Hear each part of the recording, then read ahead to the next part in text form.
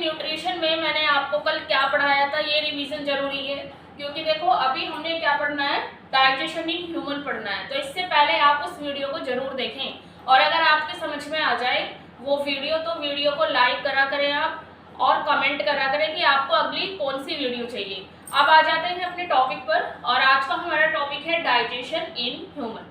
तो देखो सबसे पहले हम यहाँ पर एक स्ट्रक्चर देख रहे हैं। ये स्ट्रक्चर आपकी एनसीईआरटी बुक में भी दी हुई है, रिफ्रेशर में भी दी हुई है और ये मोस्ट इम्पोर्टेंट स्ट्रक्चर है फॉर बोर्ड क्लास। तो आपको यहाँ पर क्या क्या याद रखनी है चीजें। तो सबसे पहले देखो ये स्ट्रक्चर आपको दिख रही है और इसमें आपको दिखाई दे रहा है क्या, माउथ, टंग का पार्ट। अब यहाँ जो जरूरी चीजें हैं ये क्या है, यहाँ पर पैरोटिड ग्लैंड।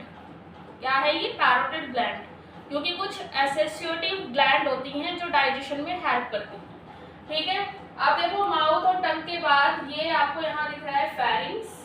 नेक्स्ट फेरिंग्स के बाद एक ट्यूब लाइक स्ट्रक्चर है और इसको हम क्या बोलते हैं, ईसोफेगस। क्या बोलते हैं इसको, ईसोफेगस।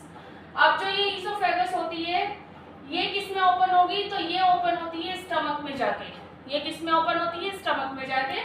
तो oesophagus is open into stomach. और उसके बाद देखो यहाँ पर आप ध्यान से देखना, जहां मैं मार्कर टच कर रही हूँ तो स्टमक जो है एक जे शेप्ड स्ट्रक्चर में ओपन होता है और इस जे शेप्ड स्ट्रक्चर को हम क्या बोलेंगे, इंटेस्टाइन।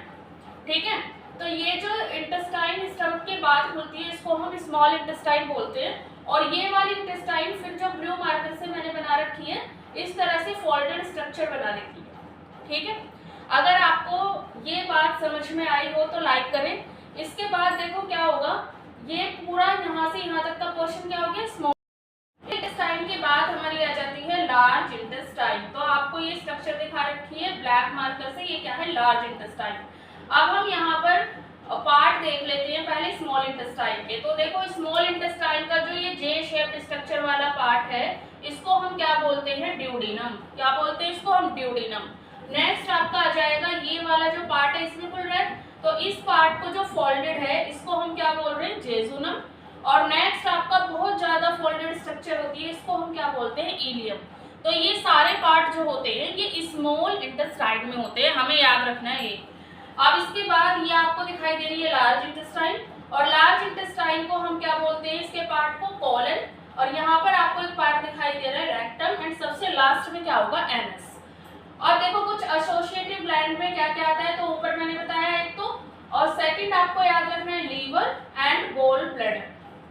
ठीक है, तो ये पूरी स्ट्रक्चर हो गई ह्यूमन डाइजेस्टिव सिस्टम की। ये डायग्राम लेबलिंग करने के लिए भी आ जाता है, बनाने के लिए भी आ जाता है। तो बच्चों आपको ये वाला जो डायग्राम है वो बिल्कुल याद होना चाहिए।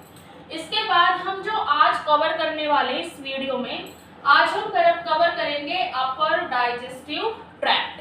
क्या कवर करेंगे हम आज, अपर डाइजेस्टिव ट्रैक्ट। क्योंकि देखो अपर डाइजेस्टिव ट्रैक्ट में हमें क्या क्या पढ़ना होगा, सबसे पहले हमारा क्या आ जाएगा, माउथ। उसके बाद क्या पढ़ेंगे हम, माउथ के अंदर क्या क्या है, माउथ के अंदर कौन कौन से पार्ट्स आए, तो टीथ और टंग। उसके बाद क्या पढ़ेंगे आप, फेरिंग्स। तो ये फेरिंग्स हो गया। उसके बाद ये किसमें ओपन हो रहा है, ईसोफेगस।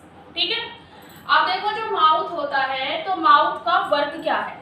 जब हम डाइजेशन पढ़ते हैं तो कल भी मैंने आपको डेफिनेशन दी थी कि डाइजेशन का मतलब होता है कॉम्प्लेक्स मॉलिक्यूल को किसमें कन्वर्ट कराना, सिंपलर मॉलिक्यूल में।